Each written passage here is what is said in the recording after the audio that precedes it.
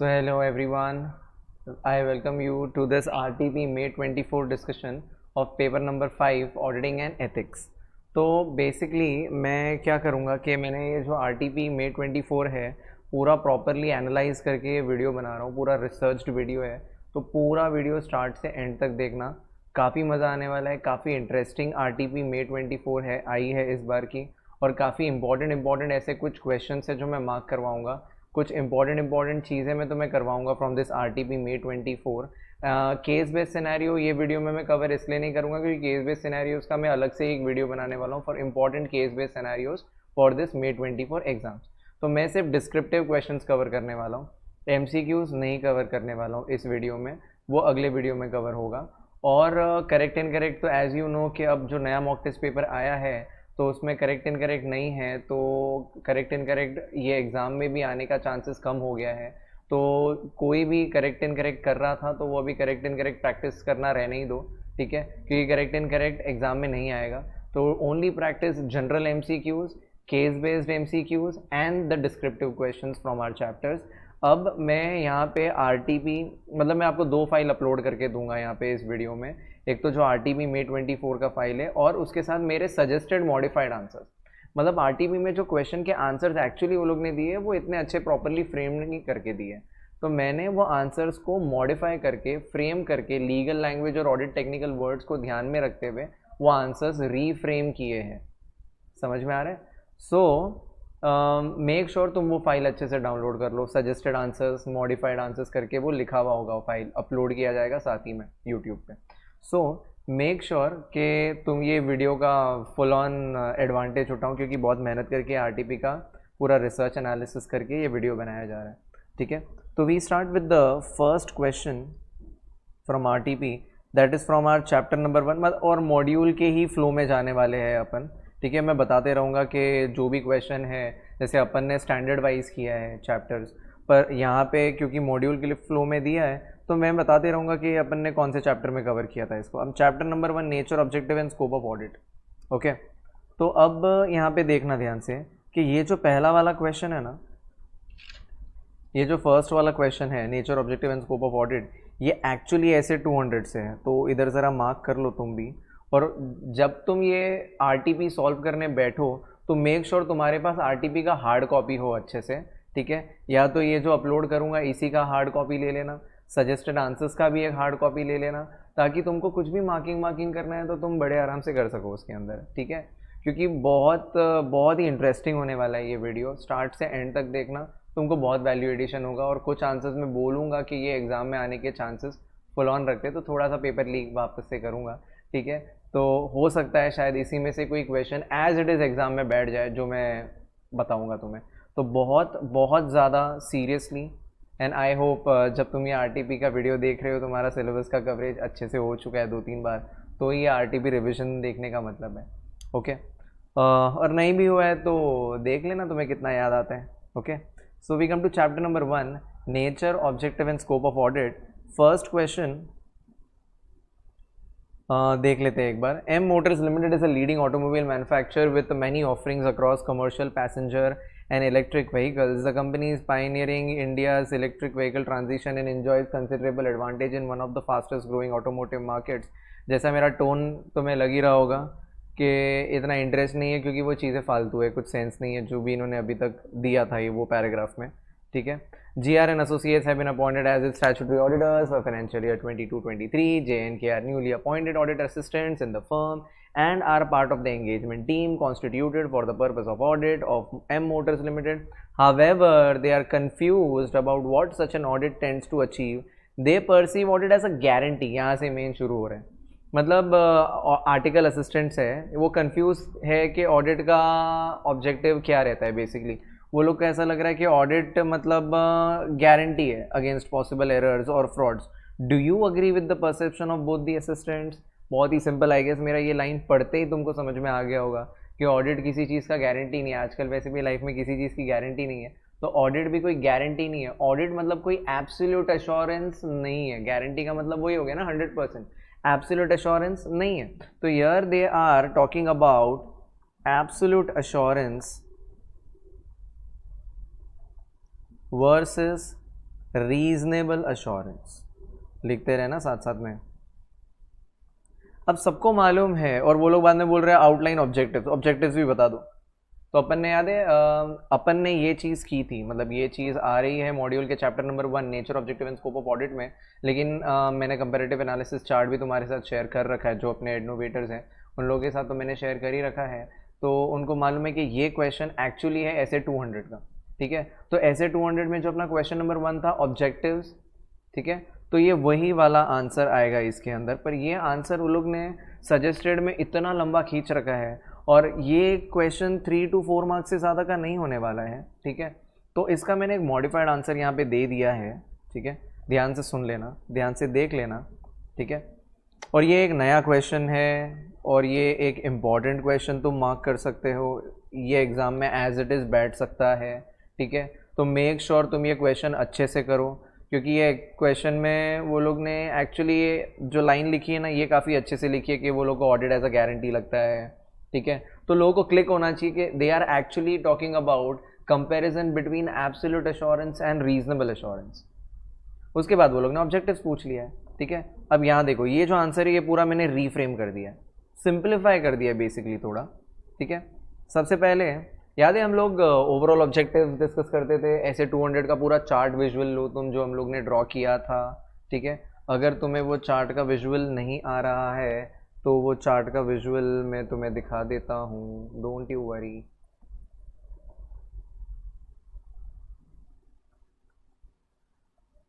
याद है अपना ऐसे 200 में ये जो लेफ्ट वाला चार्ट था, ठीक है।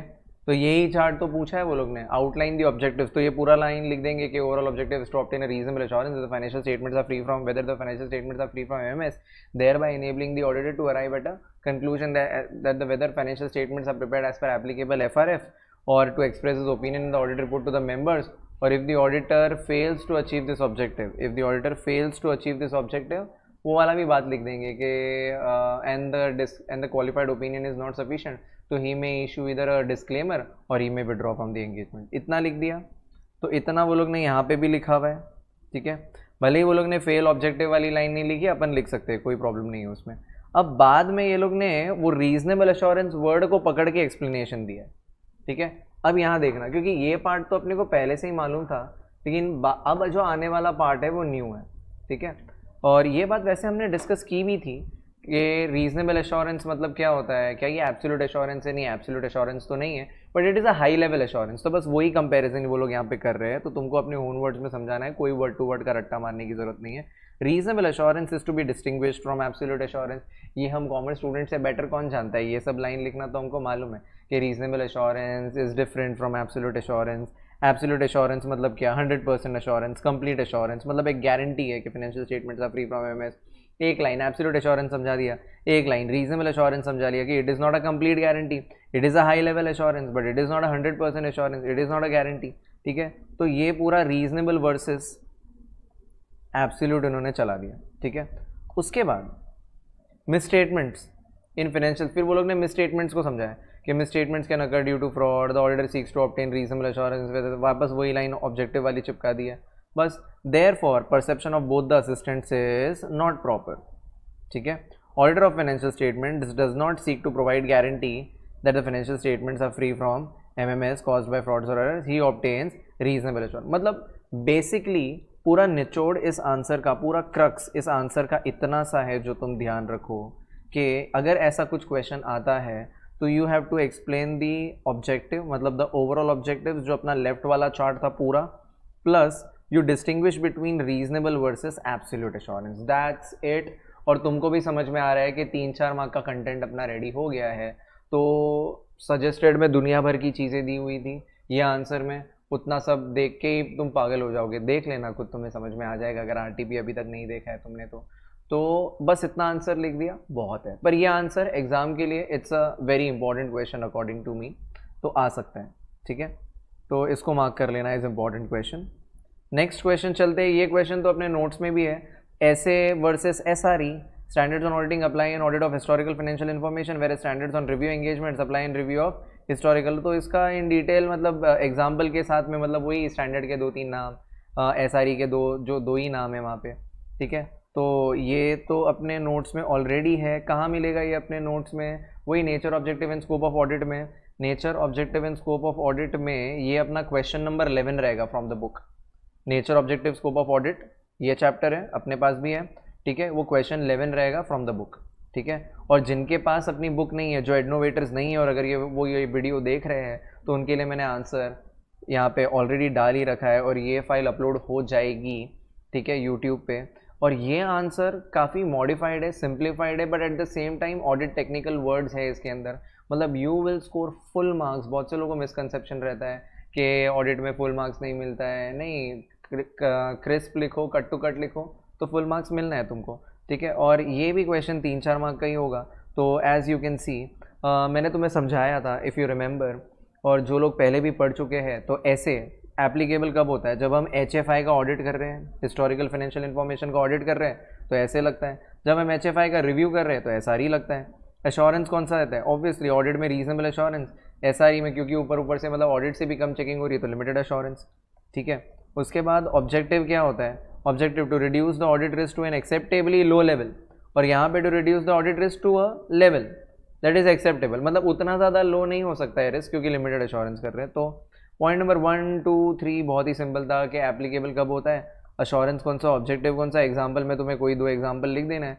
हाँ, SRE में तो 2 ही नाम है, तो तुम कोई एक नाम याद रख लेना। और मैंने बताया भी था कि ये छोटा वाला नाम सिंपल है, क्योंकि ये नाम में एक्सप्लेनेशन ही है, वो actually engagements to review HFI, ठीक है। तो SRE 2400 तुम्हें नंबर नहीं याद रहेगा, चल जाएगा, ठीक है। पर कोशिश करना याद रहे, क्योंकि एग्जाम्पल वो लोग ने पूछा था क्वेश्चन में, explain in detail giving examples. तो ऑब्वियसली वो तुमसे नाम एक्सपेक्ट कर रहे हैं, नंबर एक्सपेक्ट कर रहे हैं। तो यार याद रख लेना, एक ही तो छोटा सा है, SRE 2400। ऐसे में तो तुमको बहुत सारे एग्जाम्पल्स होंगे, हमने इतने सारे स्टैंडर्ड्स याद किए, कोई भी 2 एग्जाम्पल लिख सकते हो। पर SRE में एक्चुअली 2 ही स्टैंडर्ड है, तो कोई एक तो नाम याद रख लेना, ठीक है। तो मेरे हिसाब से ये वाला नाम मैंने बोला भी था याद रखने के लिए। तो 3-4 मार्क का सिंपल क्वेश्चन रेडी है, और ये क्वेश्चन भी एग्जाम में आने का फुल ऑन चांस रखता है। कोई भी डिस्टिंग्विश, हम लोग ने तो वैसे भी और भी डिस्टिंग्विश किए थे, ऐसे वर्सेस SRE, फिर SAE वर्सेस SRS, ठीक है। तो वो सारे डिस्टिंग्विश एग्जाम में आने के चांस रखते हैं। और RTP में वो लोग ने हिंट दे दिया कि वो लोग कि डिस्टिंग्विश पूछ सकते हैं। तो मेक श्योर तुम वो सारे डिस्टिंग्विशेस अच्छे से प्रिपेयर करके जाओ। अपने नोट्स में प्रॉपरली फ्रेम करके दिया है टैबुलर मैनर में, जितना अच्छा मॉड्यूल के अंदर नहीं दिया है। तो make sure you make the most of it. तो ये दोनों ही अच्छे क्वेश्चंस थे, इंपॉर्टेंट क्वेश्चंस थे। फर्स्ट वाला क्वेश्चन ऐसे 200 है, समझ में आ रहा है। और सेकेंड वाला क्वेश्चन था नेचर, ऑब्जेक्टिव एंड स्कोप, मतलब वो अदर टॉपिक्स में से, तो वो ऐसे वर्सेस SRE था। दोनों ही मैं कहूँगा इंपॉर्टेंट क्वेश्चन है। क्वेश्चन नंबर 1 नया क्वेश्चन था, क्वेश्चन नंबर 2 ऑलरेडी अपने नोट्स में था, ठीक है। अब we come to the next question, जो है चैप्टर नंबर 3 से, ठीक है। क्वेश्चन नंबर 3 पे आ जाते हैं, चैप्टर नंबर 2 से, sorry. Audit strategy, audit planning and audit programme. Audit strategy, audit planning and audit programme. This entire chapter is all about SA 300 series, ठीक है। और इसमें भी जो क्वेश्चन नंबर, ये जो 3 एक्चुअली, मतलब जो क्वेश्चन नंबर 1, इनका क्वेश्चन नंबर 3 है, तो ये अपन ने ऑलरेडी किया हुआ है SA 300 में। और अपने बुक में ये क्वेश्चन नंबर 3 है, मतलब जैसे अपना SA 300 का नाम याद है ना तुम्हें, planning and audit of financial statement. 200 का नाम याद है, overall objectives of independent auditor and the conduct of audit in accordance with standards on auditing. 300 नाम और नंबर याद रखना है, आई होप तुम्हें ध्यान हो ये बात, ठीक है। और ये क्वेश्चन नंबर 3, ये क्वेश्चन नंबर 3 कहाँ से आ रहा है? ये क्वेश्चन नंबर 3 अपने बुक में भी क्वेश्चन नंबर 3 है, ठीक है। And mark it as a VVIP question. My gut feeling says कि ये आ सकता है एग्जाम में फॉर 3 मार्क्स ओनली, ठीक है। क्वेश्चन नंबर 3 भी है, यहाँ पे भी 3 है, अपने बुक में भी 3 है, और आ सकता है फॉर 3 मार्क्स, क्योंकि उसके अंदर पॉइंट भी 3 ही है, ठीक है। प्रिलिमिनरी ये देखना, इसको बहुत अच्छे से करना। और 300 देख लो, पूरा खुद का ही चैप्टर है, समझ में आ रहा है, ठीक है। तो 300 एक डेडिकेटेड चैप्टर है मॉड्यूल के अंदर, तो 300 में से क्वेश्चंस आने ही आने हैं, ठीक है। इसका वेटेज भी 8 से 12 मार्क का है।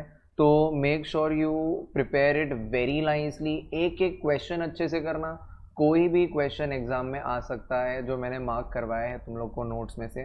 तो 300 हल्के में नहीं लेना है, इनफैक्ट पूरा 300 सीरीज ही हल्के में नहीं लेना है, ठीक है। अब ध्यान से देखना, प्रिलिमिनरी एंगेजमेंट एक्टिविटीज़ में याद आ रहा होगा कि वही यार, प्लानिंग से पहले ठीक है, प्लानिंग करे उससे पहले क्या क्या एक्टिविटीज़ परफॉर्म कर लेनी है। बहुत सिंपल सा है, बहुत सिंपल सा आंसर है कि प्रिलिमिनरी एंगेजमेंट एक्टिविटीज़ इंक्लूड्स, ये 2 बार टाइप हो गया गलती से, preliminary engagement activities include the following activities 220, 220, 210। मतलब 220 के हिसाब से याद है अपन ने पढ़ा था वो हील मी में, एक्सेप्टेंस और कंटिन्यूएंस ऑफ क्लाइंट रिलेशनशिप। ठीक है, फिर एथिकल रिक्वायरमेंट्स याद रखना। एक चीज़ मैं बता देता हूँ वापस ध्यान से कि अगर एथिकल रिक्वायरमेंट के ऊपर शॉर्ट नोट भी आता है ना, तो अपन 200 का रेफरेंस नहीं देना है, अपने को 220 का रेफरेंस देना है, क्योंकि एक्चुअली एथिकल रिक्वायरमेंट्स के रूट्स 220 से। ये बात ध्यान रखना, नोट कर लेना ये बात। ठीक है, तो वो लोग क्या बोल रहे हैं कि आप प्लानिंग शुरू करो उससे पहले आपको क्या करना है, व्हाट आर द प्रिलिमिनरी मतलब कोई काम करने से पहले जो करने वाली एक्टिविटीज़ है वो क्या करना है। तो याद है हम लोग कुछ इन्फॉर्मेशन ऑब्टेन करते हैं बिफोर एक्सेप्टिंग और कंटिन्यू। तो बोला क्लाइंट का वो ऑडिट एक्सेप्ट करने से पहले, एक्सेप्टेंस और कंटिन्यूएंस करने से पहले याद है कुछ इन्फॉर्मेशन लेते हैं कि क्लाइंट मैनेजमेंट इंटेग्रिटी है कि नहीं, फिर अपनी कॉम्पिटेंसी है कि नहीं टू एक्सेप्ट द ऑडिट, अपने एंगेजमेंट टीम एथिकल है या नहीं। तो वो सारा प्रोसीजर्स परफॉर्म करना है, performing procedures regarding acceptance and continuance of client relationship as per 220। Then evaluation of compliance with ethical requirements, भाई हमारी जो टीम है और हम जो है वो इंडिपेंडेंट है कि नहीं, एथिकल है कि नहीं, तो ही ऑडिट एक्सेप्ट करके आगे प्लानिंग के लिए बढ़ना है। और वो हमारे टर्म्स अग्री कर रहे हैं कि नहीं। अगर इनमें से कोई भी एक्टिविटी नहीं हो रही है ठीक से तो आपको ऑडिट एक्सेप्ट ही नहीं करना है, और ऑडिट एक्सेप्ट ही नहीं करना है तो प्लानिंग का सवाल ही नहीं उठेगा। मतलब प्लानिंग का सवाल तो तब उठेगा ना जब आप ऑडिट एक्सेप्ट करने लायक लग रहा है आपको, या कंटिन्यू करने लायक लग रहा है। तो उसके लिए 3 चीज़ें देखनी है। सबसे पहले you need to obtain information before accepting, मतलब वही performing procedures for acceptance and continuing as per 220। Then perform evaluating the compliance with ethical requirements, कि क्या हम लोग इंडिपेंडेंट है, एथिकल रिक्वायरमेंट से कंप्लाई कर रहे हैं। फिर establishing and understanding of the terms, मतलब whether the management is agreeing with the terms as per 210। अगर ये तीनों चीज़ें हो रही है तो ही तो हम ऑडिट एक्सेप्ट करेंगे ना, और ऑडिट एक्सेप्ट करेंगे तो ही तो फिर प्लान बनाएंगे ना। अगर ये 3 चीज़ें की नहीं है तो प्लानिंग का तो सवाल ही नहीं होता। Is it very clear everyone? Okay, next वो लोग ने फिर एक कंक्लूडिंग लाइन के performing preliminary engagement activities at the beginning of the audit assist the auditor in identifying and evaluating events that may adversely affect the auditor's ability to plan and perform the audit engagement। Correct है ना, कि पहले ही आप ये activities perform कर लो, क्योंकि अगर मान लो टर्म्स अग्री नहीं कर रहे हैं तो प्लान करके क्या करूँ मैं, तो ऑडिट एक्सेप्ट ही नहीं करूँगा ना। That's it. तो इस क्वेश्चन को आप इम्पॉर्टेंट मार्क कर लेना, ठीक है, मार्क माई वर्ड्स। ये क्वेश्चन आ गया तो बहुत लोग नहीं सॉल्व कर पाएंगे इस क्वेश्चन को, ठीक है, जिसने देखा नहीं है वो पक्का नहीं लिख पाएगा। तो इस क्वेश्चन को आप VVIP मार्क कर लेना, ठीक है। नेक्स्ट क्वेश्चन पे आ जाना। नेक्स्ट क्वेश्चन नया क्वेश्चन पूछा है और उसको भी इंपॉर्टेंट मार्क कर लेना, क्योंकि ये क्वेश्चन आज तक कहीं नहीं पूछा है। ये क्वेश्चन पहली बार इस RTP में आया है, तो मेरे हिसाब से ये भी VVIP मार्क कर लेना और इसको भी VVIP मार्क कर लेना। यहाँ पे एक्चुअली वो लोग ने पूछा क्या, पढ़ना ज़रा question. Assistant of CA is assigned responsibility of drafting audit programme draft करने को दिया है relating to purchases appearing in the financial statement. The said firm is a GST registered taxpayer and is engaged in manufacturing of packing boxes from a special type of paper taxable under GST. Help him draft a sample audit program for purchases. मतलब आपको audit plan बनाने में help करना है, तो ये लोग ने ऑलरेडी बना के दिया है। तो सैम्पल ऑडिट प्रोग्राम, ये पहली बार ऐसा कुछ क्वेश्चन आया है, ठीक है, तो इसको थोड़ा ध्यान से देखना, शायद ये एज इट इज़ बैठ जाएगा हमें, ठीक है। कि सबसे पहले कंपनी का नाम लिख देंगे, जो भी है कंपनी का नाम यहाँ पे दिया है ऑलरेडी, ब्रॉड इंडस्ट्रीज, तो उठा लेंगे वहीं से। फाइनेंशियल ईयर जो भी है, ठीक है। Prepared by, name of the person with date, किसने बनाया, किसने रिव्यू किया, name of the person with date, approve किसने किया, ठीक है। फिर name of the nature of the procedure, purchases के लिए प्लान, कितना extent, basis of sample, done by whom, मतलब sampling, extent of checking and done by whom, checking done by whom, vouch few purchases invoices of paper, trace this invoices into books of accounts, ठीक है। मतलब purchase bill, पहले क्या check करो आप, bill check करो, समझ में आ रहा है, पहले आप क्या चेक करो, परचेज बिल चेक करो, कितना हद तक चेकिंग किया है, कितना सैम्पलिंग उठाया है, किसने किया है चेकिंग, वो सब यहाँ पे अपने को कुछ भरना नहीं, अपने को बस ऐसे ही खाली रखना है। फिर ये इनवॉइसेस को बुक्स के साथ कनेक्ट करो कि बुक्स में उनकी एंट्री हुई थी कि नहीं हुई थी, डेट, पार्टी का नाम सब मैच हो रहा है कि नहीं हो रहा है, तो trace this invoices with the books, ठीक है। Then verify few purchase invoice of paper on GST portal, तो जीएसटी पोर्टल पे चेक कर लेना है। Trace few purchase invoice of paper in stock records to ensure that these have been added to the stock of raw material. ठीक है, simple. इसमें ये सारे के सारे कोई रट्टा मारने की ज़रूरत नहीं, एक बार ऊपर ऊपर से देख लेना और तुम अपने ओन वर्ड्स में लिख सकते हो। मतलब 3-4 बेसिकली प्रोसीजर बताया जो आप करोगे, ये प्लान बनाया है, सैम्पल प्लान। ठीक है, तो ये ख़त्म होता है। We come to question number 5 ना। तो I hope chapter number 1 chapter number 2 समझ में आ गया तुम लोग को, जो अपन ने कंप्लीट किया। ठीक है, डिस्कशन करके। We come to chapter number 3 risk assessment and internal control. अब risk assessment and internal control में ध्यान से देखना, रिस्क असेसमेंट और इंटरनल कंट्रोल में तुम लिख लेना चाहिए तो क्या क्या कवर हो रहा है। अगेन ये भी 8 to 12 मार्क्स के लिए है। ठीक है, इसके अंदर ऐसे 315, 320, 330 प्लस ऑटोमेटेड, मतलब जो लोग एडनोवेटर्स नहीं हैं, ये बेसिकली डिजिटल ऑडिट के नाम से कवर्ड है इन दिस चैप्टर, जो प्रीवियस सिलेबस में हुआ करता था automated audit in an automated environment के नाम से, और काफ़ी मस्त और काफ़ी इंपॉर्टेंट चैप्टर रहा है ये। तो 315 है, 320 है, 330 है इस पूरे चैप्टर में, और ऑटोमेटेड मतलब डिजिटल ऑडिट के ऊपर क्वेश्चंस आ सकते हैं। पर आरटीपी में ये लोग ने क्या क्या चीज़ें पूछी है ज़रा देख लेना। क्वेश्चन नंबर 5 जो है ये भी नया क्वेश्चन है। ठीक है, ये भी एक नया टाइप का क्वेश्चन है जो आज से पहले कभी नहीं बना है। ठीक है, और यहाँ पे ये लोग ने डिटेक्शन रिस्क पूछा है। देखना क्या क्या पूछा है, क्वेश्चन पढ़ना पहले। Satranga foods private limited is engaged in manufacturing of pickles. The auditor of the company have planned audit procedures in respect of recognition of revenue of the company. Despite that, there is a possibility that MMS in revenue recognition are not identified by planned audit procedure. Identify and explain the particular risk. मतलब वो लोग क्या बोल रहे हैं, clear ये line से ही मालूम पड़ गया है कि despite that there is a possibility कि MMS in revenue are not identified by the plan, मतलब ऑडिट प्रोसीजर्स डिटेक्ट नहीं कर पाएगा। तो वो कौन सा रिस्क होता है जो ऑडिटर का ऑडिट प्रोसीजर्स भी डिटेक्ट नहीं कर पाए? Detection risk. तो it is all about basically detection risk. लेकिन आंसर में देखो ये लोग ने क्या क्या लिखा हुआ है। ठीक है, ध्यान से देखना। और detection risk comprise of sampling and non sampling risk. तो अपन ने सैम्पलिंग नॉन सैम्पलिंग रिस्क 530 में याद किया था, तो सैम्पलिंग रिस्क का मीनिंग वहाँ से हो जाएगा, नॉन सैम्पलिंग रिस्क का मीनिंग भी 530 से चिपका देना यहाँ पे। ठीक है, और उससे पहले तुम डिटेक्शन रिस्क लिख देना। मतलब ये आंसर जो भी दिया है डजेंट मैटर, तुमको क्या लिखना है पता है? डिटेक्शन रिस्क का मीनिंग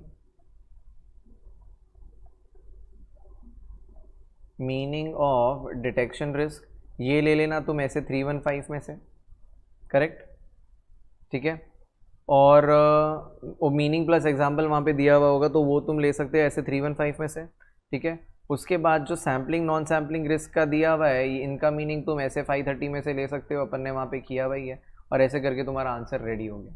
ठीक है, तो ये वाला आंसर खत्म होता है। फिर then we come to question number 6। अब अगर तुम मुझे पूछो कि ये वाला आंसर आ सकता है क्वेश्चन नंबर 5 जो हम लोग ने किया है, हाँ बिल्कुल आ सकता है, नया टाइप का क्वेश्चन है और एकदम से लोगों को क्लिक नहीं होगा, तो ये वाला भी अच्छे से करके जाना, इसके भी आने के चांस रहेंगे। ठीक है, फिर आ जाते हैं automated audit and automated digital audit के ऊपर क्वेश्चन। ठीक है, इम्पैक्ट ऑफ IT रिस्क्स। ठीक है, ये नहीं आएगा एग्जाम में, मैं खुद ही पहले से बोल देता हूँ, क्योंकि ये ऑलरेडी नवंबर 23 में आ चुका है। ठीक है, तो बैक टू बैक ऐसा नहीं है कि बैक टू बैक क्वेश्चंस नहीं आते हैं, पर कंपेरेटिवली मुझे ऐसा लगता है कि इसके चांसेस बहुत कम हैं आने के। तो अपन ने एक क्वेश्चन किया था याद है, इम्पैक्ट ऑन IT रिस्क्स अगर मिटिगेट नहीं हुआ, याद है? तो क्या क्या हो सकता है? IT related risk can have an impact in what different ways risk can have an impact on audit of financial statements. तो इसका आंसर देख के तुम्हें समझ में आ जाएगा। और ये मिलेगा आपको इम्पैक्ट ऑफ IT रिस्क अपने बुक में क्वेश्चन नंबर 5 में। ठीक है, और ये नवंबर 23 में पूछ लिया है, वापस बता देता हूँ मैं तुम्हें, ये नवंबर 23 में एज इट इज़ क्वेश्चन पूछा हुआ है, तो इसके आने के चांस थोड़े अपने एग्ज़ाम में कम रहेंगे।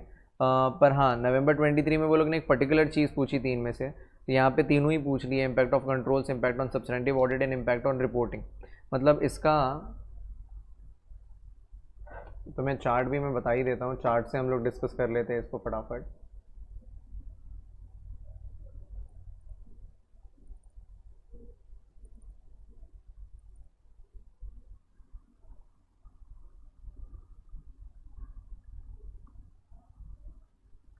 ये वाला चार्ट था। If IT risks are not mitigated, if IT risks are not mitigated, क्या इम्पैक्ट हो सकता है कंट्रोल्स पे, सब्सटैंटिव ऑडिट पे और रिपोर्टिंग पे। सो ऑडिटर यही है कि ऑडिटर रिलाई नहीं कर पाएगा ऑटोमेटेड कंट्रोल्स जो है एप्लीकेशंस में और मैनुअल कंट्रोल्स है जो आईटी डिपार्टमेंट में। तो इससे क्या होगा, कंट्रोल रिस्क बढ़ जाएगा, ऑडिट प्रोसीजर मुझे ज़्यादा परफॉर्म करना पड़ेगा, ज़्यादा टाइम एफर्ट लगेगा। क्लियर है। सब्सटैंटिव ऑडिट मतलब वो he will not be able to rely on the data processed by the system. उसको पूरा सिस्टम टेस्ट करने के लिए रिपोर्ट्स का कंप्लीटनेस एक्यूरेसी फिर से टेस्ट करना पड़ेगा, इसके लिए उससे ज़्यादा एविडेंस लगेंगे, फिर टाइम पास होगा। इसका रिपोर्टिंग पे भी यही फ़र्क पड़ेगा कि अब वो 260 265 में TCWG को रिपोर्ट करेगा कि क्या क्या गड़बड़ है, और वो मैनेजमेंट को इंटरनल कंट्रोल पे भी रिपोर्ट करेगा, और वो SA 705 में अपना ओपिनियन मॉडिफाई कर देगा इन दी ऑडिट रिपोर्ट। तो बेसिकली ये आंसर भी बहुत सिंपल था और ये इसके आने का चांस थोड़ा कम रहेगा। ठीक है। और वैसे भी RTP का हर कोई क्वेश्चन एग्जाम में आए ऐसा ज़रूरी बिल्कुल भी नहीं है। ठीक है। We come to chapter number 4 audit evidence. ठीक है।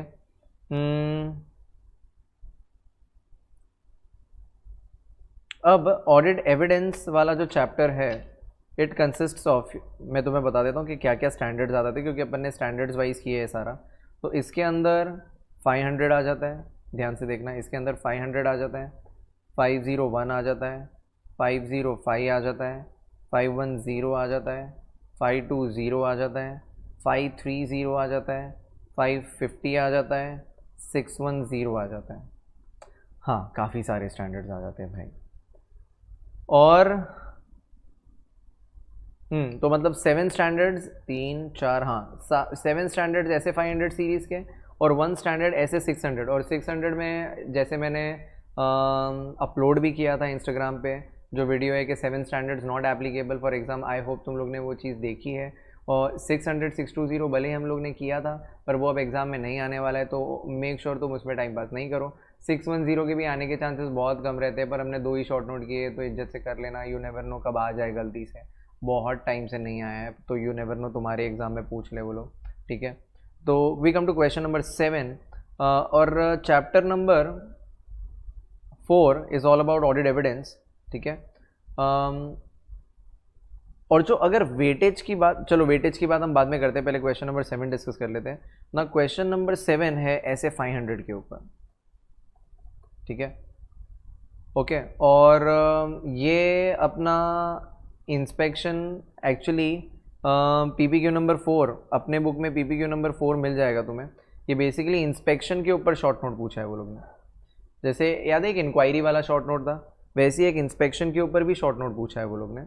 तो अगर मान लो अपने बुक में नहीं भी मिल रहा है तुम्हें, तो यहाँ पे है, क्योंकि शायद अपने इसमें RTP May 24 ना हो ना, तो यहाँ पे सजेस्टेड आंसर देख लेना। पहले क्वेश्चन पढ़ते फटाक से कि एक इंक्वायरी के ऊपर शॉर्ट नोट था ना, वैसे ही ये इंस्पेक्शन के ऊपर शॉर्ट नोट है, तो ध्यान से देखना।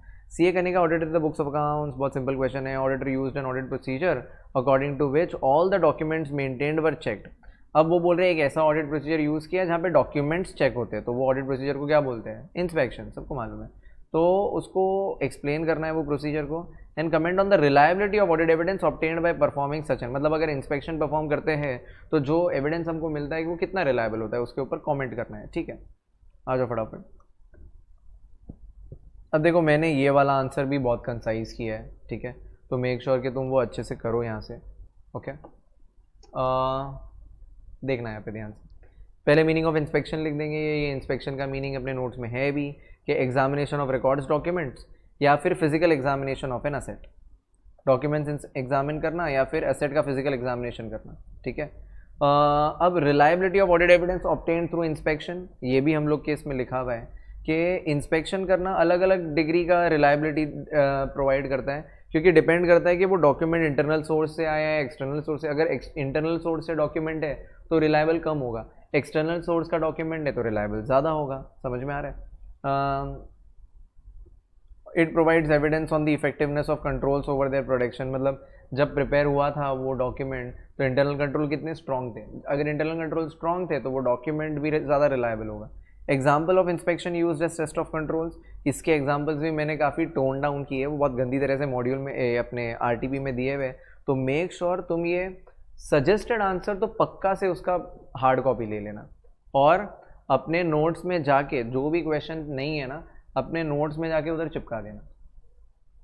तो कंप्लीट हो गया। तो वापस एग्जाम डे पे अपने को ये आरटीपी अलग से देखने की ज़रूरत नहीं है, अपन तो पूरा नोट्स ही ग्लांस टू करेंगे तो उसमें ये भी चीज़ें हो जाएगी।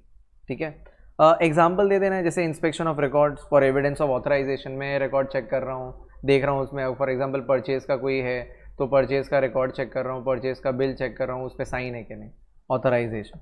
अगर परचेज हुआ है तो परचेज मैनेजर का साइन है कि नहीं। इन्वेंट्री चेक कर रहा हूँ, क्यों कि वो एग्जिस्ट कर रहा है कि नहीं कर रहा है, फिजिकल काउंट ऑफ अटेंड करके, याद आ रहा है। तो inspection of an inventory to obtain evidence regarding the existence of the inventory by attending the physical counting, बस इतना भी लिख दिया तो बहुत हो गया। देन टैंजिबल एसेट को इंस्पेक्ट कर रहा हूँ, क्यों, अगेन उनका एग्जिस्टेंस चेक करने के लिए, समझ में आ रहा है, उनका फिजिकल वेरिफिकेशन होता है कि नहीं वो करने के लिए। तो तीन चीज़ें, रिकॉर्ड्स, इन्वेंट्री और टैंजिबल एसेट्स का इंस्पेक्शन कर रहा हूँ। ठीक है, तो ऐसे करके पूरा आंसर कंप्लीट हो गया मस्त से। तो in the view of the above it can be concluded that CA करने का used inspection as an audit procedure, खत्म हो गया, सिंपल। तो अपन ने रिलायबिलिटी के बारे में भी लिख दिया कि अलग अलग टाइप का रिलायबिलिटी मिलता है भाई। वो सोर्स डॉक्यूमेंट कहाँ का है, वो सोर्स इंटरनल है तो ज़्यादा रिलायबल है, सॉरी सोर्स इंटरनल है तो थोड़ा कम रिलायबल है, और एक्सटर्नल है तो ज़्यादा रिलायबल है। तो मीनिंग हो गया, रिलायबिलिटी के बारे में लिख दिया और एग्जाम्पल्स भी लिख दिए उसके 2-3। ठीक है, तो इस तरह से ये आंसर कंप्लीट होता है। इंस्पेक्शन, हाँ ये शॉर्ट नोट भी अच्छे से करके जाना। मैंने इंक्वायरी का शॉर्ट नोट तो तुम्हें करवाया ही है, वो वाला शॉर्ट नोट भी अच्छे से करना, क्योंकि ऐसे 500 का मेरा गट फीलिंग कहता है कि इस बार एग्ज़ाम में आने का अच्छा खासा चांस होगा। तो मेक श्योर तुम वो अच्छे से करो और ये वाला शॉर्ट नोट भी अच्छे से देख के जाना, हो सकता है कि ये एज इट इज़ बैठ जाए। ठीक है, अब हाँ तो मेरे हिसाब से कनिका वाले क्वेश्चन को मैं वीवीआईपी मार्क करवाऊँगा, येस। ठीक है, तो आ सकता है एग्ज़ाम में, अच्छा खासा क्वेश्चन है। फिर क्वेश्चन नंबर 8 है ऐसे 505 के ऊपर, क्वेश्चन नंबर 8 है ऐसे 505 के ऊपर, external conformation if you remember. ठीक है, क्वेश्चन नंबर 3 है अपने बुक में, process of obtaining external conformation, याद है वो डिटरमिनिंग द इंफॉर्मेशन जो आपको कंफर्म करनी है। ठीक है, then select the appropriate confirming party, then you design the confirmation in the follow up request, वो सब करके था। तो ये उसी के ऊपर, पर क्वेश्चन नया है थोड़ा, तो देखना ज़रा, ये मतलब ये क्वेश्चन थोड़ा नया बनाया है, क्वेश्चन में कोई खास दम नहीं है। J is conducting statutory audit, company is fairly, मतलब याद है ना क्वेश्चन में से कीवर्ड पकड़ना है, ये तो मैंने पहले से बता दिया, पर तुम कैसे आइडेंटिफाई करोगे कि 505 का है और यही वाला है, ज़रा देखना ध्यान से। While considering sending out external conformation request, बस यही तो हिंट है कि ऐसे 505 से होगा, पर आगे पढ़ना। CAJ has delegated the process of choosing trade receivable, designing request, receiving response, ये सारा काम है ना उसने डेलीगेट कर दिया। मतलब वो जो पूरा एक्सटर्नल कन्फर्मेशन के 4 स्टेप होते हैं ना, डिसाइड करना क्या इन्फॉर्मेशन, डिसाइड करना किससे कंफर्मेशन लेना है, फिर डिज़ाइन करना रिक्वेस्ट, फिर वो रिस्पॉन्स रिसीवर, ये सारा काम उसने किसको दे दिया है, इंटरनल ऑडिटर को दे दिया है, बावरे ने। तो the responses are also received on the mail ID of the, मतलब उनका रिस्पॉन्स आ भी गया इंटरनल ऑडिट के डिपार्टमेंट के ID पे। तो क्या ये स्टैट्यूटरी ऑडिटर का जो अप्रोच है क्या ये सही है? सरासर गलत है, बावरा है स्टैट्यूटरी ऑडिटर कि वो अपना काम किसी और को कैसे डेलीगेट कर सकता है। इंटरनल ऑडिटर कर रहा है वो कर रहे हैं, लेकिन तुम अपना काम कैसे डेलीगेट कर सकते हो? ये तुम्हारा खुद का काम था, तुम उसके ऊपर कैसे पूरा काम डाल सकते हो? The approach is wrong. तो हाँ, ये जो स्टाइल बनाया है वो लोग ने एंड में कि क्या वो अप्रोच सही है, ये तो ये एक न्यू स्टाइल था, पर एक्चुअली ये क्वेश्चन किसके ऊपर बेस्ड है? Process of obtaining external conformation. तो ये वाला क्वेश्चन भी अपने नोट्स में इंक्लूड कर लेना तुम, अच्छा क्वेश्चन है, ठीक है, यहाँ से देख के भी जाओगे तो भी अच्छा है, ठीक है। ऐसे 505 तो ये न्यू स्टाइल का क्वेश्चन है, और मैं ऐसे 500 ऐसे 505 दोनों को ही इंपॉर्टेंट मार्क करवाना चाहता हूँ, पूरा ही ऐसे 505 बोल रहा हूँ, ऐसे 500 भी और 505 भी एग्जाम में आने के चांसेस रखते हैं अच्छे खासे। नेक्स्ट क्वेश्चन नंबर 9 देख लो। क्वेश्चन नंबर 9 ऐसे 510 के ऊपर है, और यहाँ से तुम आंसर भी देख लेना, मैंने आंसर भी फ्रेम कर दिया है पूरा अच्छे से, तो तुम यहाँ से वो आंसर भी देख सकते हो 505 का। और मैंने प्रॉपरली रेडीमेड आंसर्स बना के दिए कि एग्जाम में तुम एज इट इज़ ऐसा लिखोगे तो फुल 4 मार्क्स है तुम्हारे, क्योंकि बहुत से लोगों के मन में रहता है कि आंसर एग्जाम में कैसे लिखना है, तो ये मैंने सारे आंसर्स ऐसे ही ड्राफ्ट करके दिए हैं तुम्हें कि ये रेडीमेड आंसर है, ऐसा क्या ऐसा एग्जाम में लिखना है, ठीक है। स्टैंडर्ड का नाम, नंबर और वो पूरा आंसर, और फिर को रिलेट करके कंक्लूड किया, ठीक है। Crisp and clear cut to cut लिखने का फुल मार्क्स है, I hope you remember. Question number 9, question number 9 is all about 510, ठीक है। 510 का याद है मैंने बोला था एक ही क्वेश्चन बहुत ज़्यादा पॉपुलर है, वेरिफिकेशन ऑफ ओपनिंग बैलेंसेस का, और वही क्वेश्चन वो लोग ने पूछ लिया है। और अपने यहाँ पे क्वेश्चन नंबर 5 में मिलेगा audit procedures regarding opening balances, ठीक है। ये अभी हाल ही में आ गया है तो मुझे आने के चांसेस इसके थोड़े कम लग रहे हैं, तो मैं इसको कुछ बहुत ज़्यादा इंपॉर्टेंट मार्क नहीं करवाऊंगा। क्वेश्चन पढ़ते ही क्लिक हो जाता है कि it is verification of opening balance ही, अभी अभी ऑडिटर अपॉइंट हुआ है, he wants to obtain evidence whether opening balance contain MMS. तो ओपनिंग बैलेंस याद है ना, कीवर्ड था अपना, ठीक है। तो इससे बहुत इजीली क्लिक हो जाता है कि audit procedures regarding verification of opening balances पूछ रहे हैं एज पर 510। वही महान पॉपुलर क्वेश्चन है जो तुम अपने नोट्स में भी ढूंढ पाओगे इन क्वेश्चन नंबर 5, ठीक है। पर इसका मुझे आने का चांस इतना कुछ खास नहीं लग रहा, ठीक है। और ये कोई ऐसा स्टैंडर्ड भी नहीं कि वो बैक टू बैक पूछे पागल जैसा, तो मुझे थोड़ा चांस कम लग रहा है। फिर भी 510 मतलब सारा स्टैंडर्ड करना तो है ही, ये मैं मेरी गट फीलिंग बोल रहा हूँ, समझ में आ रहा है। It is totally at your own risk, तो ऐसा नहीं है कि तुम मेरे बोलने पे छोड़ के चले जाओ। Question number 10, question number 10 is ऐसे 501। ये वो लोग ने पूछा है लिटिगेशन एंड क्लेम्स के ऊपर, याद है 501 इन्वेंट्री, लिटिगेशन एंड क्लेम और सेगमेंट रिपोर्टिंग। तो ये लोग ने पूछा है लिटिगेशन एंड क्लेम के ऊपर।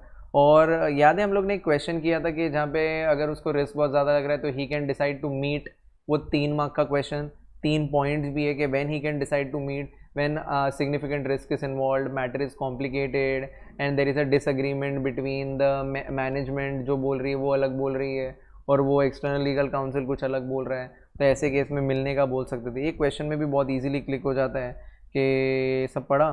और auditor of the company, you requested the management for arranging meeting with the entity's external legal counsel, meet, ठीक है।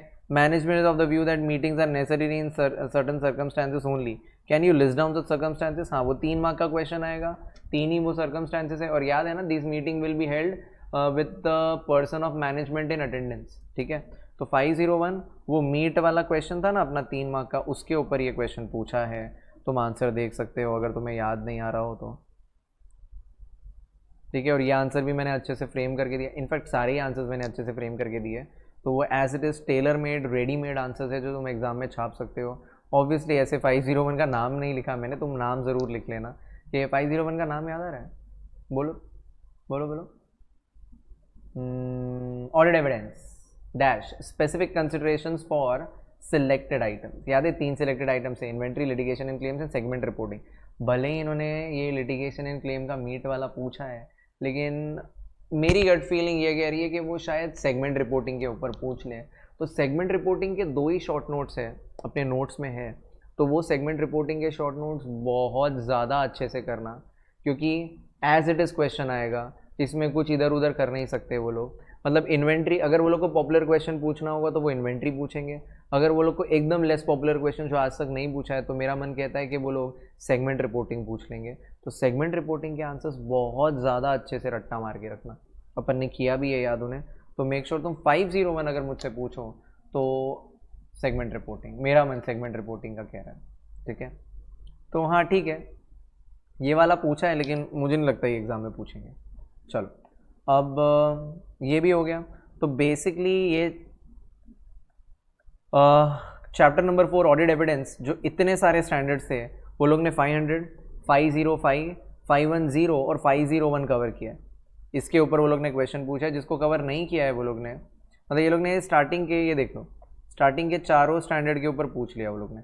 520 भी बहुत खतरनाक स्टैंडर्ड है, 530 भी बहुत खतरनाक स्टैंडर्ड है, दोनों ही बहुत इंपॉर्टेंट स्टैंडर्ड है, तो इसको बहुत अच्छे से प्रिपेयर करना, समझ में आ रहा है। 550 भी बहुत अच्छा स्टैंडर्ड है और गिनती के ही क्वेश्चन से कुछ 4-5 ही क्वेश्चन है, इसको भी अच्छे से प्रिपेयर करना, क्योंकि 520, 530 के ऊपर एग्जाम में पक्का क्वेश्चन पूछ सकते हैं, दोनों में से एक तो आएगा ही अगर दोनों के दोनों नहीं आए।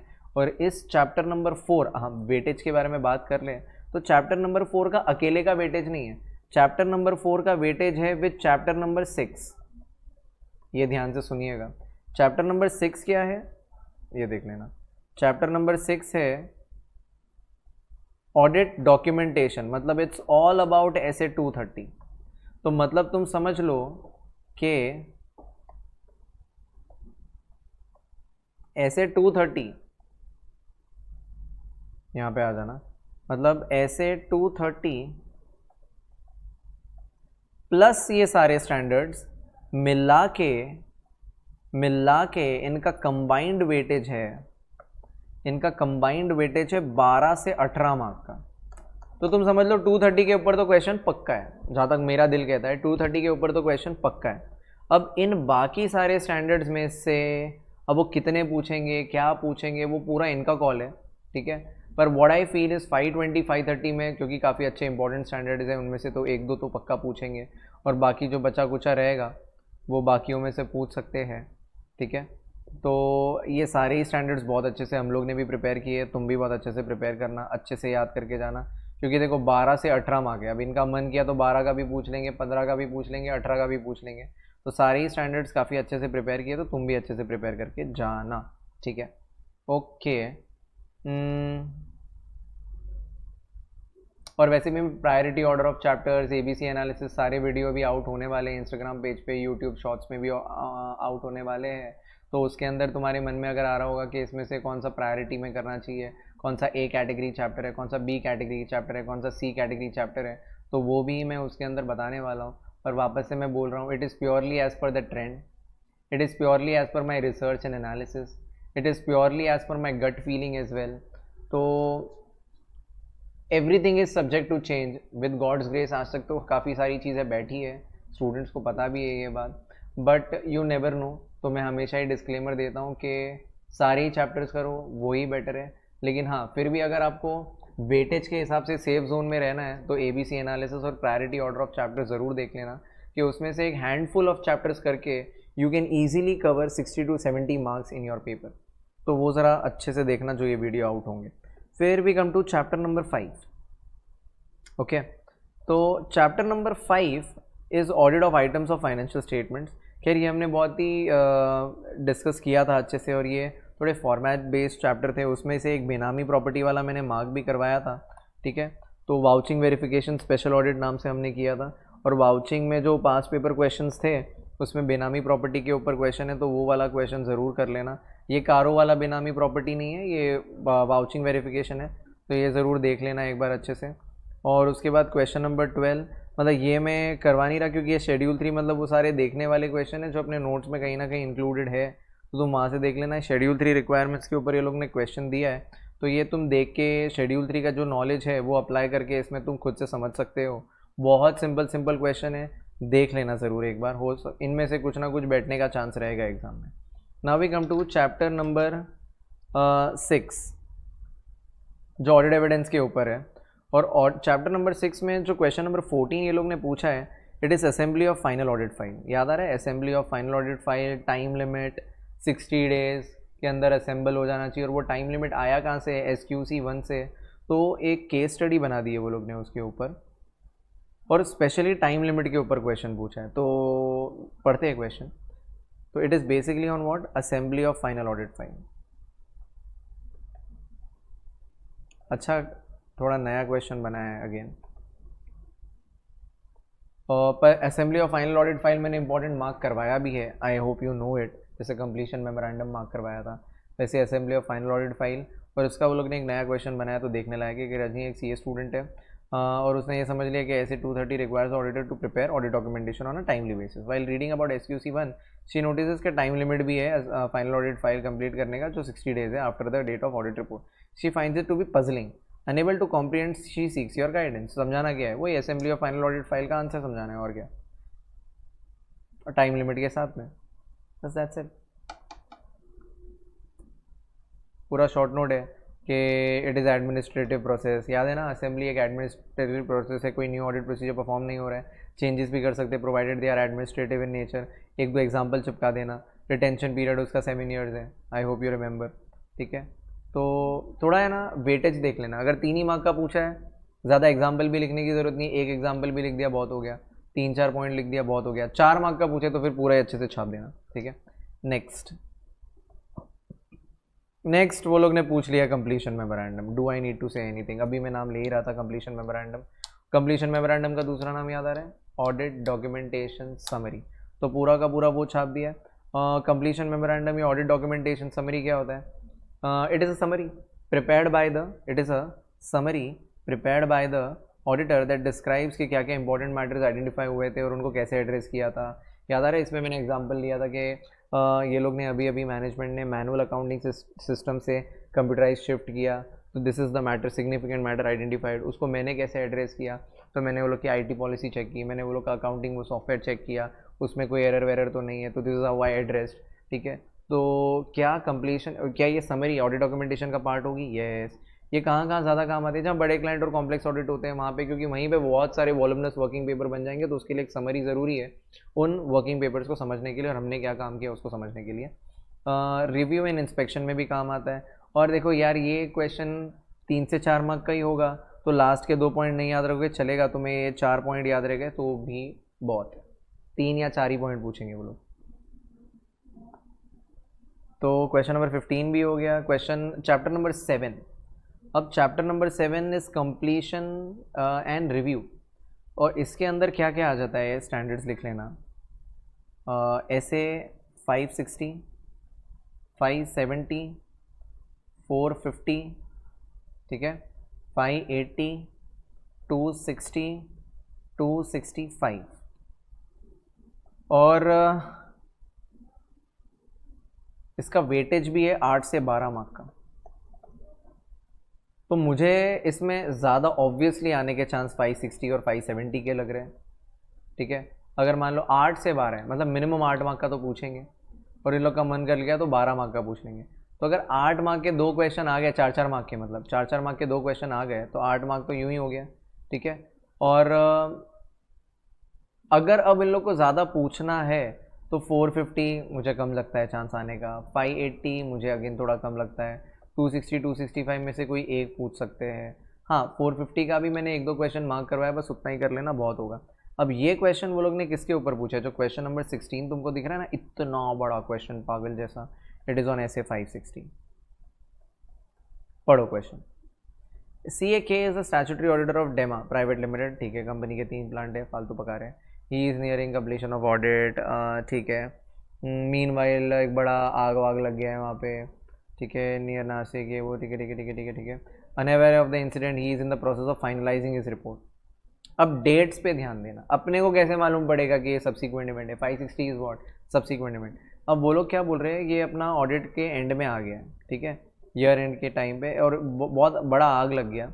कभी लगा ये? 25 जून को, मतलब 31 मार्च के बाद 25 जून को। ठीक है, और बहुत बड़ा मशीनरी का पार्ट वार्ट डैमेज वैमेज हो गया कुछ, ठीक है, और लॉस हो गया 5 करोड़ का।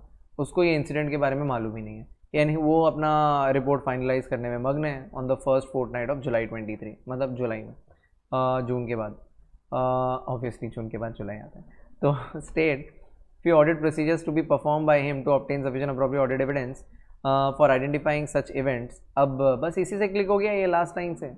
देखो फिर से, अगर तुम्हें नहीं दिख रहा हो ध्यान से, तो वो क्या बोल रहे हैं? State few audit procedures to be perform by him to obtain evidence for identifying such events. ऐसी इवेंट को क्या बोलते हैं? जो 31 मार्च के बाद आए और ऑडिट कंप्लीट करने से पहले आ जाए, subsequent events. Also explain the auditors responsibilities in this situation. तो याद है हमने 3 कैटेगरी के शॉर्ट नोट्स किए थे सब्सिक्वेंट इवेंट में। मैं तुम्हें वो चार्ट के थ्रू ही दिखा देता हूँ, तो जिन लोगों ने मेरे पास नहीं भी किया है उनको भी एक क्लैरिटी रहेगा। सबका ध्यान रखना पड़ेगा ना भाई।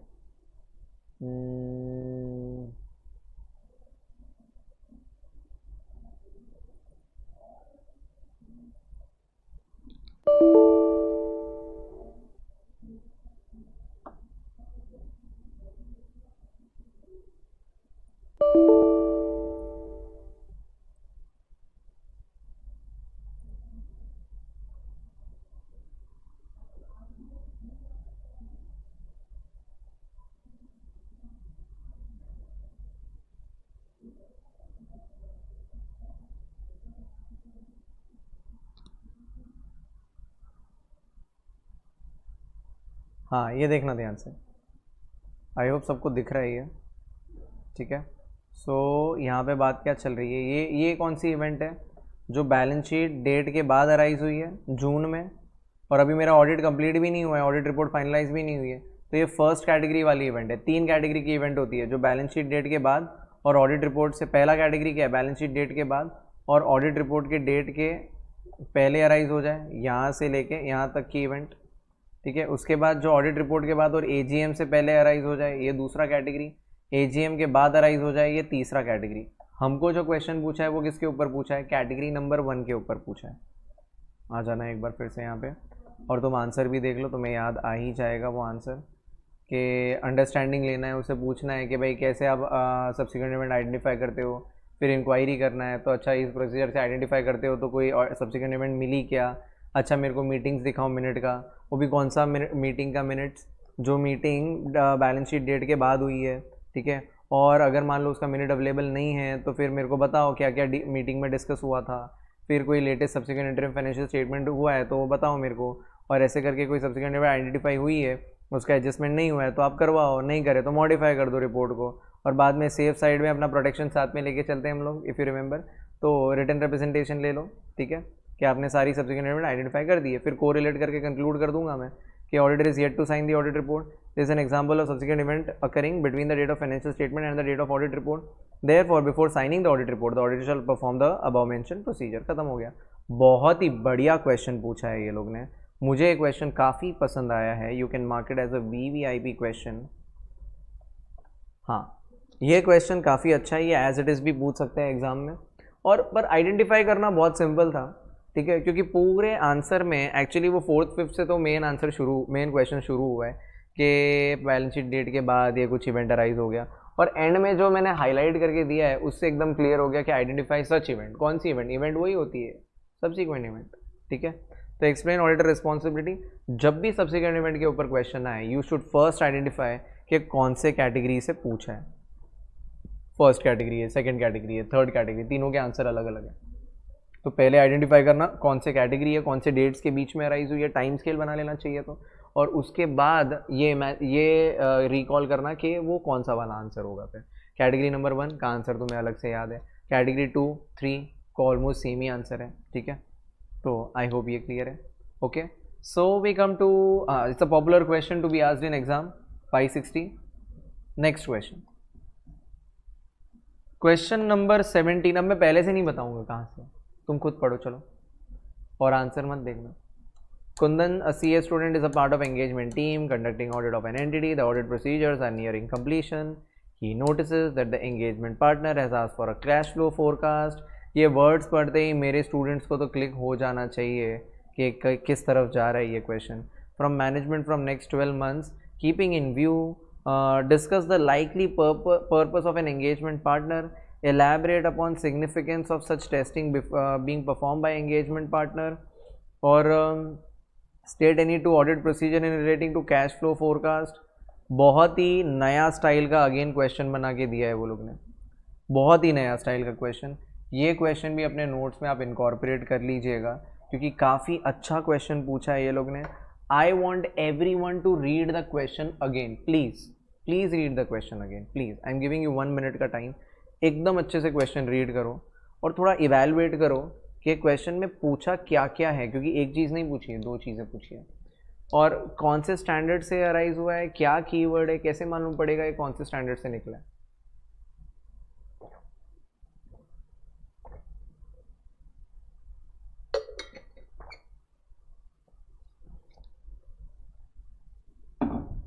याद आ रहा है कि मैं कैश फ्लो फोरकास्ट के लिए कभी पूछूंगा आने वाले 12 महीने के लिए, जब गोइंग कंसर्न के ऊपर कुछ रहेगा।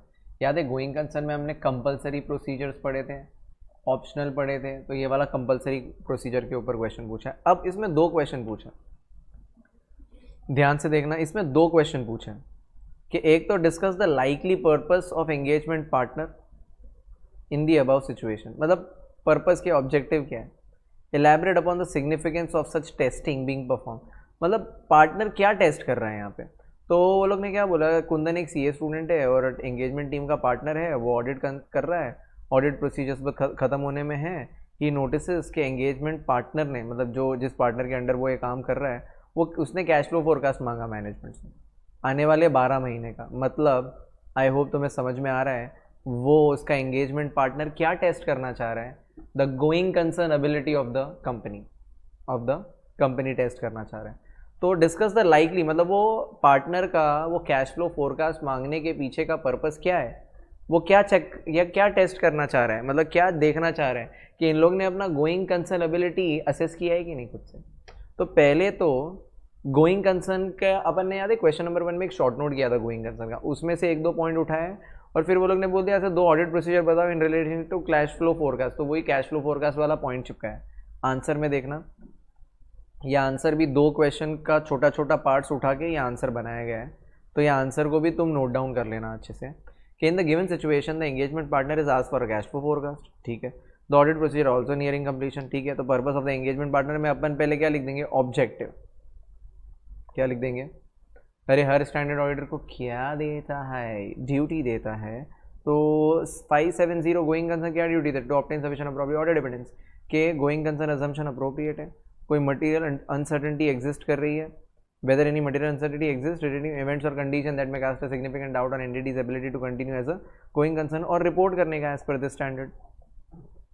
फिर सिग्निफिकेंस, ये मैंने शॉर्ट नोट नंबर 1 जो गोइंग कंसर्न के ऊपर शॉर्ट नोट है ना उसके ऊपर है।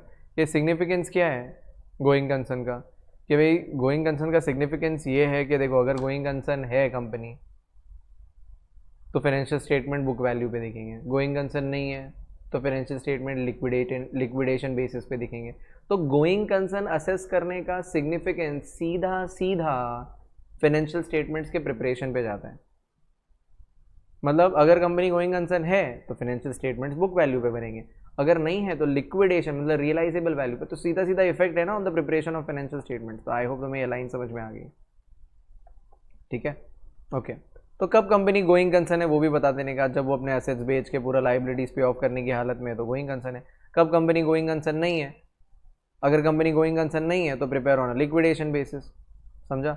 अब टू ऑडिट प्रोसीजर वही है, कैश फ्लो फोरकास्ट वाले दोनों पॉइंट जो अपन ने नोट्स में है कंपलसरी प्रोसीजर्स में मिलेंगे आपको, ये कि evaluate the reliability of the data prepared for the forecast, मतलब वो फोरकास्ट जिस डेटा से प्रिपेयर हुआ है वो डेटा कितना रिलायबल है, उसके अंदर जो अजम्पशंस लिए वो अजम्पशंस कितने रिलायबल है, दैट्स इट, हो गया। ये अच्छा क्वेश्चन है, ये अच्छा एक और नया स्टाइल का क्वेश्चन बनाया है, ठीक है। तो ये भी मुझे काफ़ी अच्छा लगा है, एग्ज़ाम में आने लायक। 2 क्वेश्चन को उठा के वो लोग ने कंबाइन करके एक अच्छा क्वेश्चन बनाया, तो ये भी तुम अच्छे से करके जाना। और तुमने देखा नोट किया वो लोग ने 560 570, इसमें कितने सारे स्टैंडर्ड थे, 560 570 450 580 580 भी फालतू स्टैंडर्ड है, 260 265 450 580 260 265, भूले बैठ के कोई क्वेश्चन आ जाएगा इनमें से, बोल नहीं सकते, पक्का नहीं है, पर जिनका बहुत पक्का चांस है आने का वो 560 570। और देखो आरटीपी वालों ने भी हिंट दे दिया है कि भाई 560 570 अच्छे से कर लेना, तो एक भी क्वेश्चन छूटना नहीं चाहिए 560 570 में से, कुछ भी आ सकता है, मस्त रट्टा मार के रखना अपने नोट्स में सारे क्वेश्चन है। फिर we come to chapter number 8। हो चैप्टर नंबर 8 में तो इतनी मारा मारी है कि भगवान जाने ये लोग क्या पूछेंगे इसके अंदर। पूरा 700 सीरीज़ है इसके अंदर, पूरा 700 series, and I hope 700 series में यू रिमेंबर क्या क्या स्टैंडर्ड्स है, 700 701 705 706 710 एवरीवन, ठीक है। उसके साथ में 700 सीरीज़ के साथ में सेक्शन 128 है, वो मेंटेनेंस ऑफ बुक्स तुम्हारा लॉ वाला, अच्छे से करना भाई वो। फिर 143 सबसेक्शन 8 ब्रांच ऑडिट, ठीक है। इनफैक्ट 143 का पूरा सीरीज़ ही लिख डालो, पूरा 143 का सीरीज़ ही है उसके अंदर, ठीक है। उसके साथ में 600 का रेफरेंस दिया पर वो आने लायक नहीं है, मैंने मनाही कर दिया तुम्हें। 299 भी बहुत अच्छा स्टैंडर्ड है, आ सकता है भाई क्वेश्चन उसके ऊपर, ठीक है। उसके बाद कारो 2020, भाई कैसे भूल सकते हैं उसे, कारो 2020, ठीक है। तो ये सब है, और इतने सारे चैप्टर्स के लिए वेटेज सिर्फ 8 से 12 मार्क है। क्या मैंने तुम्हें इससे पहले वाले का वेटेज बताया था, हाँ ये भी 8 से 12 मार्क का वेटेज है, इसका भी 8 से मार्क, तो इसके अंदर मारा मारी बहुत है। और सीरियसली बोल रहा हूँ, भगवान जाने ये लोग क्या पूछेंगे, पर ऑब्वियसली एक क्वेश्चन कारो के ऊपर तो बनता है, पूछना चाहिए, एक क्वेश्चन 143 सीरीज़ के ऊपर भी बनता है, 8 मार्क तो इधर ही हो जाएंगे। हाँ अगर वो लोग 3-3 मार्क का पूछेंगे तो हाँ तो काफ़ी स्कोप है ज़्यादा पूछने का, कि 143 को भी खुश कर दिया थोड़ा, फिर 299 में भी एक क्वेश्चन पूछ लिया, या फिर 700 सीरीज़ में से कोई 2 स्टैंडर्ड के ऊपर पूछ लिए, कुछ भी परम्यूटेशन कॉम्बिनेशन हो सकता है। ऐसा भी हो सकता है कि शायद वो कंपनी ऑडिट पूछे ही नहीं, यू नेवर नो गाइस। तो करना तो सभी है क्योंकि है सारे इजी ना। क्वेश्चन नंबर 18, और छोटे छोटे है यार, 700 सीरीज़ में से 700 705 थोड़ा वास्ट था, बाकी 701 706 710 छोटा है, 299 भी छोटा है, 143 सीरीज तो तुम्हें मालूम है बहुत छोटा है, 15 सब सेक्शन। कारो 2020 में 21 ही तो शॉर्ट नोट्स है। ओके सो हाँ ओके, क्वेश्चन नंबर 18 देखना। क्वेश्चन नंबर 18 ये अपने बुक से ही है, 706 के ऊपर, एम्फेसिस ऑफ मैडा पैरा। और अगर तुम पूछो कि कौन सा क्वेश्चन है तो ये एग्जैक्ट PPQ नंबर 3 है अपने बुक में, एग्जैक्ट तुम्हें दिख जाएगा ये क्वेश्चन। एम्फेसिस ऑफ, अरे 706 का नाम बोलेंगे everyone, emphasis of meta paragraphs and other meta paragraphs in independent auditors report. I hope तुम्हें याद आया ये, ठीक है। सो ये वाला खैर हम लोग ने अच्छे से किया ही है, emphasis of meta para, other meta para, ठीक है। पर ये एक्चुअली वो लोग ने वो एम्फेसिस ऑफ मैटर का शॉर्ट नोट नहीं पूछा है। याद है मैंने वो एग्जाम्पल्स करवाए थे तुम्हें, क्लास वाले, कोड है कोड, क्लास में नहीं, क्लास वाले, ठीक है। C से कैटास्ट्रॉफी, L से लिटिगेशन, A से अकाउंटिंग स्टैंडर्ड का अर्ली एप्लीकेशन और S से सब्सिक्वेंट इवेंट। तो ये वाला शॉर्ट नोट एकदम मस्त से करके जाना। मैंने वैसे भी तुम्हें मार्क करवाया ही था इम्पोर्टेंट, RTP वालों ने भी हिंट दे दिया है, हो सकता है ये एज इट इज़ बैठ जाए एग्ज़ाम में, ठीक है। तो इसको बहुत अच्छे से करना गाइस, इसका एग्ज़ाम में आने का चांस रहेगा। 706 का जो क्वेश्चन नंबर 18 है ये पूछ सकते हैं वो लोग 3, क्योंकि सब लोग एम्फेसिस ऑफ मैटा पैरा वाला शॉर्ट नोट अच्छे से करके जाएंगे, एग्जाम्पल्स हर किसी से नहीं होते तो पूछने के ज़्यादा चांसेस रहेंगे इसके। नेक्स्ट, तो हाँ इसको VVIP हम मार्क कर सकते हैं। क्वेश्चन नंबर 19 है ऐसे 705 के ऊपर, ठीक है। याद है अपन ने एक क्वेश्चन किया था मैनेजमेंट इम्पोज लिमिटेशन, वो चार्ट के थ्रू पूरा, ठीक है। तो ये मैनेजमेंट इम्पोज लिमिटेशन ही है, मैं तुम्हें दिखाई देता हूँ, ये देखो,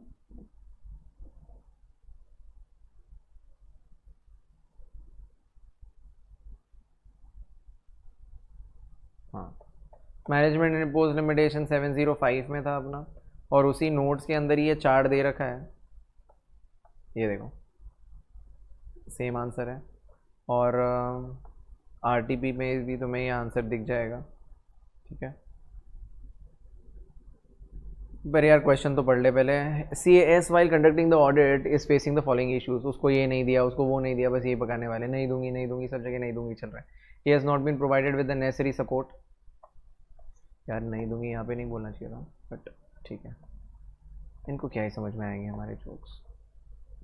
ही has not been provided with necessary support for attending the inventory count, उसको सपोर्ट नहीं दिया है इन्वेंट्री काउंट अटेंड करने के लिए, ठीक है। अकाउंट्स मैनेजर ये नहीं प्रोवाइड कर रहा, अगेन बस यही लिख रखा है, he is not able to verify revenue due to lack of complete detail. उसने बिल मांगे सैम्पल बेसिस पे, उसको वो भी नहीं दे रहे, मतलब हर जगह तुम्हें फील हो जाएगा कि ये नहीं दे रहे वो नहीं दे रहे। मैनेजमेंट मतलब हायर मैनेजमेंट को ये बताया भी हम लोग ने, पर कुछ मतलब ही नहीं हुआ, वो लोग कुछ एक्शन ही नहीं ले रहे। तो auditor came to a conclusion that the possible effects would be material and affect many aspects. In such a case, qualification would be inadequate. देखो पूरा फील दे दिया वो लोग ने। पॉसिबल इफेक्ट कब बोलेंगे, जब एविडेंस नहीं है, ठीक है, और मटेरियल है, और क्वालिफाई करना सही नहीं होगा, तो ऐसे में मैं देखो अब एडवर्स तो दे नहीं सकता, तो डिस्क्लेमर या विड्रॉ करूँगा। तो हाउ वी शुड प्रोसीड, एकदम सिंपल शॉर्ट नोट और मस्त शॉर्ट नोट है, ये भी अच्छे से देख के जाना, मैनेजमेंट इम्पोज लिमिटेशन वाला, वेरी वेरी इंपॉर्टेंट। ये भी मैं इसको मार्क करवाऊंगा क्योंकि ये नया स्टाइल का क्वेश्चन था, नहीं बना हुआ है अपने इसमें, नहीं है अपने इसमें, कहीं पे भी नहीं है अपने, क्या कहीं पे भी नहीं है, क्योंकि कहीं पे नहीं होगा इसलिए अपने इसमें नहीं है। तो ये क्वेश्चन अच्छे से कर लेना, मैनेजमेंट इम्पोज लिमिटेशन के ऊपर है पूरा, ठीक है। फिर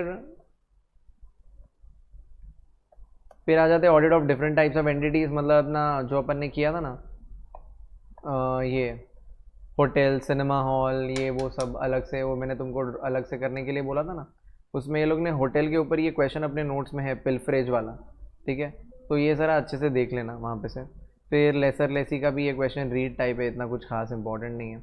ऑडिट ऑफ बैंक्स में से फिर ये लोग ने किसके ऊपर पूछा है, वो NPA प्रोविजनिंग नॉर्म्स किया था ना अपन ने, ठीक है, तो उसके ऊपर पूछा है। मतलब ये दोनों ही क्वेश्चन NPA प्रोविजनिंग नॉर्म्स के ऊपर है, तो वो तुम देख सकते हो, एक बार देखने लायक है, रीड करने टाइप से, ठीक है। अच्छे क्वेश्चन बनाए वो लोग ने, तो NPA प्रोविजनिंग नॉर्म्स के ऊपर ही है दोनों, तो वो क्वेश्चन ज़रा देख लेना, नोट्स के ही है। उसके बाद चैप्टर नंबर 11 पे आना। Chapter number 11 is ethics and terms of audit engagement. अब इसमें अपन ने जो नेचर ऑब्जेक्टिव स्कोप किया था, अदर टॉपिक्स, और फिर कुछ 200, 210, 220 भी है इसके अंदर, ठीक है। तो ये देख लेना ध्यान से, इसका भी अच्छा खासा वेटेज है 8 से 10 मार्क का, ठीक है। तो देखना question number 24,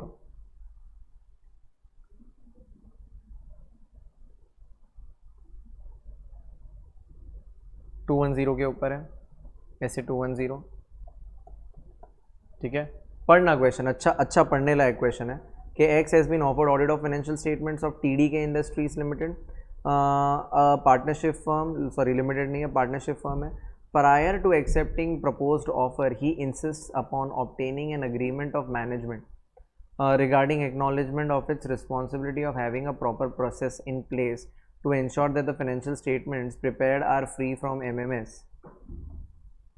However, management is of the view that it is auditor's duty to detect MMS in the financial statements, and such an insistence by the auditor is totally uncalled for. क्या बोल रहे हो? Management क्या बोल रही है? Management क्या पगला गई है? मैनेजमेंट क्या बोल रही है? ऑडिटर का ड्यूटी है मिस स्टेटमेंट डिटेक्ट करना। मतलब हुआ क्या है, वो क्या इंसिस्ट कर रहा है? Prior to accepting the offer, मतलब ऑडिट एक्सेप्ट करने से पहले वो क्या बोल रहा है? वो मैनेजमेंट से अग्री करवाना चाह रहा है कि आप बोलो कि इंटरनल कंट्रोल लगाना आपका काम है। मान नहीं रही है वो। किसका व्यू प्रॉपर है? Also discuss the reasons for arriving at your conclusion, what should be likely proper course of action. अब वो मना कर रही है तो ऑडिट एक्सेप्ट ही नहीं करना चाहिए। 210 प्री कंडीशंस के ऊपर क्वेश्चन पूछ लिया वो लोग ने, सिंपल, बहुत अच्छा क्वेश्चन बनाया वो लोग ने, इसको भी देख लेना। 210 के ऊपर ये जो क्वेश्चन बनाया नया सा बनाया है, पर आई गेस तुमको बड़े आराम से क्लिक हो जाना था ये क्वेश्चन, ठीक है। पर इसके अंदर है ना, कीवर्ड के नाम पे यही है कि वो एक्नॉलेज, याद है management acknowledging and understanding its responsibility, ये वर्ड से तुमको याद आ जाएगा कि हाँ ये प्री कंडीशन वाला क्वेश्चन है और प्री कंडीशन का आंसर छापना। तो 210 प्री कंडीशंस के ऊपर बहुत अच्छा क्वेश्चन बनाया है और इसके भी आने के चांसेस रहेंगे।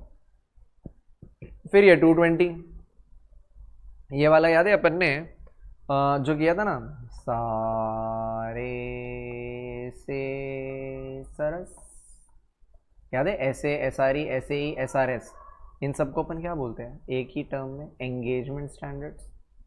ये क्वेश्चन अच्छा है गाइस, ये क्वेश्चन आ सकता है, मैं जो एक्सप्लेन कर रहा हूँ ध्यान से सुनना। ये क्वेश्चन अपने नोट्स में भी है, ठीक है, ये क्वेश्चन अपने नोट्स में ऐसे 220 में मिलेगा आप लोग को, ठीक है। अगर नहीं है तो ज़रा ये आंसर इसमें से देख लेना। अब मैं तुम्हें फटाफट समझा देता हूँ कि है क्या। अब ये चारों में, याद है इन चारों को एंगेजमेंट स्टैंडर्ड्स बोलते हैं, और चारों में क्वालिटी कंट्रोल का काम किसका है? SQC का, the mother father of all these 4 standards. तो बहुत ध्यान से सुनना, तुम ये समझ पाओगे और रिलेट भी कर पाओगे कि SQC का नाम क्या है? Standards on quality control. 220 का भी नाम क्या है? Quality control for an audit of financial statements. तो वो लोग ने क्वेश्चन क्या पूछा है कि 220 बनाया ही गया है on that basis that the firm is subject to SQC1। मतलब एक CA फर्म है, उसके ऊपर SQC1 लग रहा है, मतलब एक CA फर्म ऑडिट वाला भी काम करेगी, रिव्यू वाला भी काम करेगी, फ्यूचर फोरकास्ट चेक करने वाला भी काम करेगी, रिलेटेड सर्विस भी परफॉर्म करेगी। समझ में आ रहा है? तो एक CA फर्म है तो वो चारों टाइप के काम करेगी, ऑडिट, रिव्यू, फ्यूचर फोरकास्ट का चेकिंग, मतलब अश्योरेंस एंगेजमेंट्स, और रिलेटेड सर्विसेज भी प्रोवाइड करेगी जिसपे नो अश्योरेंस देते हैं। तो what you understand by the given statement? तो मैं ये बोल रहा हूं कि SQC जो हम सारी सर्विसेज परफॉर्म कर रहे हैं उसमें क्वालिटी मेंटेन करने के लिए बोल रहे हैं, और लेकिन ऐसे 220 सिर्फ ऑडिट एंगेजमेंट पे क्वालिटी मेंटेन करने के लिए बोल रहा है। आई होप यूर अंडरस्टैंडिंग मैं क्या बोलने की कोशिश कर रहा हूँ, ध्यान से सुनना मैं क्या बोलने की कोशिश कर रहा हूँ। सी ऐसे 220 सिर्फ ऑडिट एंगेजमेंट में क्वालिटी मेंटेन करने को बोलता है, लेकिन SQC1 या SQC बोल लो, वो सिर्फ ऑडिट एंगेजमेंट में नहीं, audit engagement plus review engagements plus standards on assurance, मतलब अश्योरेंस एंगेजमेंट्स, समझ में आ रहा है? Assurance engagements plus related services, इन चारों में क्वालिटी मेंटेन करने के लिए बोलता है। यही समझाया गया है पूरे आंसर में, देख लो फटाफट। Audit quality is essential to maintain confidence. हाँ ये ठीक है, टाइम पास किया वो लोग ने कि ऑडिट में क्वालिटी होना चाहिए ताकि लोगों में कॉन्फिडेंस रहे, ठीक है, यूज़र का कॉन्फिडेंस गिरे नहीं। It is responsibility of auditor to maintain high audit quality, ठीक है। SQC1 220 both deal with quality. SQC1 applies to entire firm, 220 applies to only audit engagement. जब मैंने बोल दिया SQC apply to entire firm, मतलब वो सारी सर्विसेज पे अप्लाई हो रहा है, audit, review, assurance and related service. लेकिन 220 सिर्फ ऑडिट सर्विस पे लग रहा है। तो based upon quality control system in accordance with, अभी ये लोग ने वही सब जो मैंने अभी तुमको समझाया ना, वही सब पकाया वो लोग ने यहाँ पे, ठीक है। तो अपने ओन वर्ड्स में ये चीज़ लिख सकते हो, ठीक है। और तुम्हें कोई लॉ का RTP देखने का ज़रूरत नहीं है, ठीक है, क्योंकि जितने भी अमेंडमेंट्स है बेसिकली वो अमेंडमेंट ऑडिट ऑफ कंपनीज़ के चैप्टर में आएंगे। वो सारे अमेंडमेंट्स मैंने तुम्हें ऑलरेडी करवा दिए हैं। तुम्हें लॉ का अमेंडमेंट या कुछ भी इधर उधर देखने का ज़रूरत नहीं है। मतलब लॉ वाला जो अपना चैप्टर है ऑडिट ऑफ कंपनी, उसमें कुछ देखने का ज़रूरत नहीं है।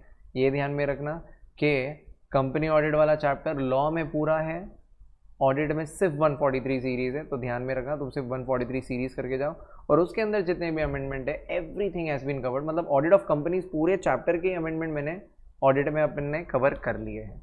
बाकी जो तुम्हारे लॉ के चैप्टर्स है उसका अमेंडमेंट तो तुम्हें देख लेना है, ठीक है।